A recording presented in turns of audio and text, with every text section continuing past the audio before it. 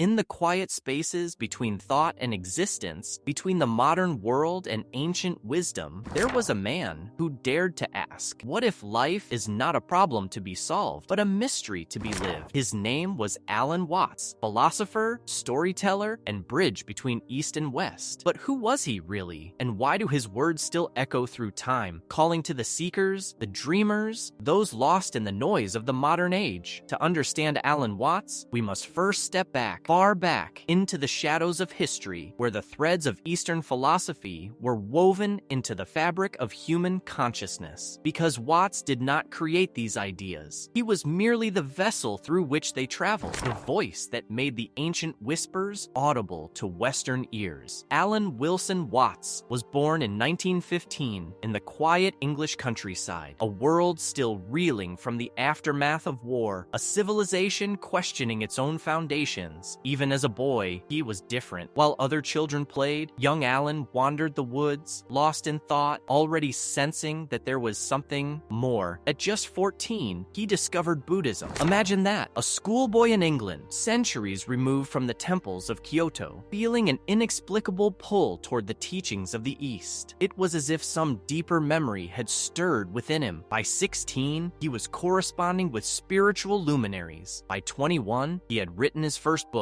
The path was set. But here's the question that haunts historians. Why him? Why did Alan Watts, a man born into the rigid structures of the West, become the voice of Zen for an entire generation? The answer lies in a moment of crisis, a moment when the world needed him most. The 1940s brought darkness, the world was at war, and humanity stood at the edge of annihilation. In the ashes of Hiroshima, in the shadow of the atomic age, people were desperate for meaning. And that was when Alan Watts stepped onto the stage. In 1951, Watts moved to America, a land of skyscrapers and supermarkets, a world racing toward the future with no time to look back. And yet, something was missing. The post-war boom had brought material wealth, but spiritual hunger gnawed at the soul of the West. And then they heard him. Not preaching, not demanding, just speaking. His voice was calm, almost playful, as if sharing an inside joke with the universe. He didn't just explain Zen, he embodied it. You are the universe experiencing itself, he would say. And for the first time, millions felt it, the click of understanding. But with great insight came great paradox. Alan Watts was a man who spoke of detachment, yet lived a life tangled in desire. A philosopher of the eternal now, who struggled with the demons of his own past. And that is where the real story begins. Because to truly know Alan Watts, we must venture beyond the words, into the shadows of the man himself. Alan Watts was a man of contradictions. He spoke of Zen simplicity, yet lived in a whirlwind of lectures, lovers, and lavish parties. He taught detachment, yet craved recognition. He was, in many ways, a mirror, reflecting back the very struggles of the modern seeker. But to understand his brilliance, we must also understand his shadows. By the mid-1950s, Alan Watts had become an unlikely celebrity. Not a monk, not a professor, but something far more dangerous. A philosopher who made wisdom seductive. His lectures at the American Academy of Asian Studies weren't dry academic exercises. They were performances. Witty, poetic, intoxicating. People didn't just listen, they fell under his spell. He would say things like, trying to define yourself is like trying to bite your own teeth. And audiences would laugh, then pause, then feel something shift inside them. But behind the scenes, Watts was wrestling with his own fame. He once confessed, I am a spiritual entertainer. Was it humility or a quiet confession of guilt? The more popular he became, the more he was trapped. The man who preached the wisdom of insecurity was now expected to have all the answers. And that weight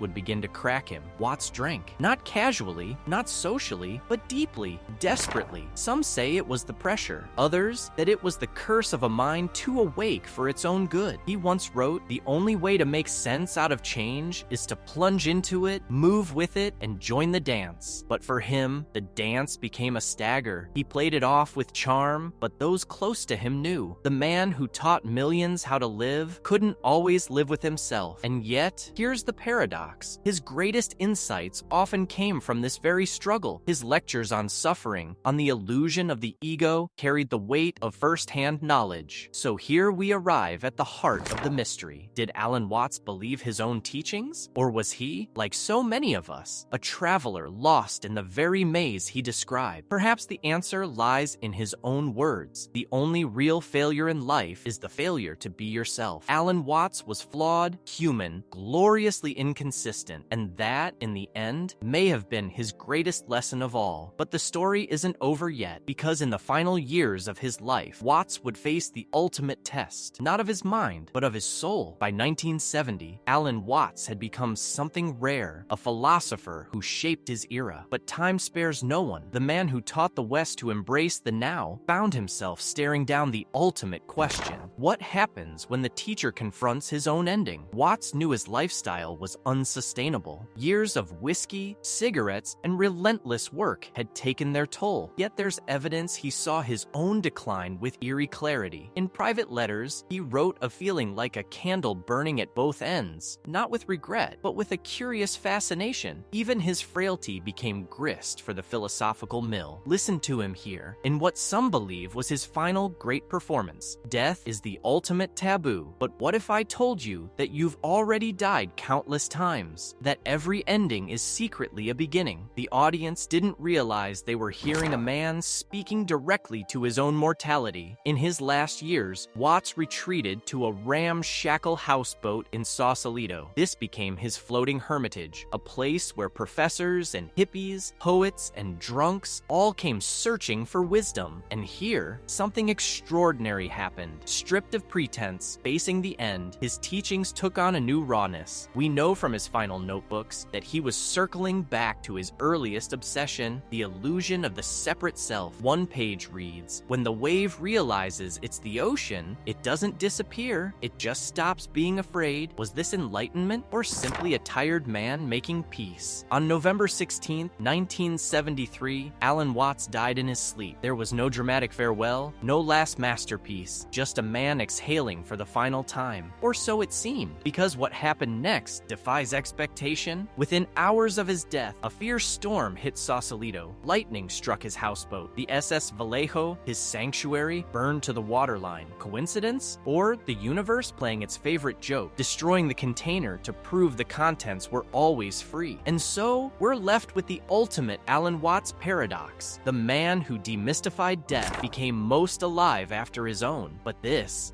is not the end of our story. Alan Watts died in 1973. And yet, right now, somewhere on Earth, another teenager is discovering him for the first time. Not in a dusty library, but through a lo-fi remix. How did a mid-century British philosopher become the voice of the digital age? Watts predicted our crisis before the internet existed. We live in an age where the means of communication overpower the content, he warned in 1966. Now his lectures, recorded on reel-to-reel tapes, go viral between cat videos. The man who spoke of the eternal now thrives in the ultimate now machine. His renaissance makes perfect sense. When attention spans shatter and AI writes our emails, Watts's message cuts through. You don't need to think about breathing to breathe. It's the antidote to digital overwhelm, packaged in that velvety British baritone. Listen to him now, and the hair stands on your neck. The burnout epidemic? He called it the violence of turning life into a pilgrimage. The climate crisis? Nature isn't our mother. We are nature pretending to be separate. Even his warnings about psychedelics. If you get the message, hang up the phone. Read like preemptive damage control for the coming psychedelic renaissance. But here's the rub. Historians still fight over, was Watts a sage or a showman? Eastern philosophers accuse him of dumbing down Zen. Academics scoff at his lack of footnotes. Yet no one denies his uncanny gift. He made philosophy feel like coming home. Perhaps both sides are right. Like his beloved trickster gods, Watts was always two things at once. Profound and playful, sacred and scandalous. Maybe that's why we can't quit him. He reminds us that light needs shadow to mean anything at all. And so, the mystery deepens. The more our world accelerates, the more we need that voice from the past. Not to give answers, but to whisper the question we forgot to ask. What would Alan Alan Watts say if he knew we'd resurrected him as code? That the philosopher who warned against mistaking the menu for the meal now exists as ones and zeros? This isn't science fiction. It's happening right now, and it forces us to ask, is this the ultimate betrayal of his teachings, or their perfect fulfillment? Projects like Ask Alan AI let you converse with his digital ghost, type a question about existence, and his synthesized voice answers with eerily accurate wisdom. Some call it sacrilege.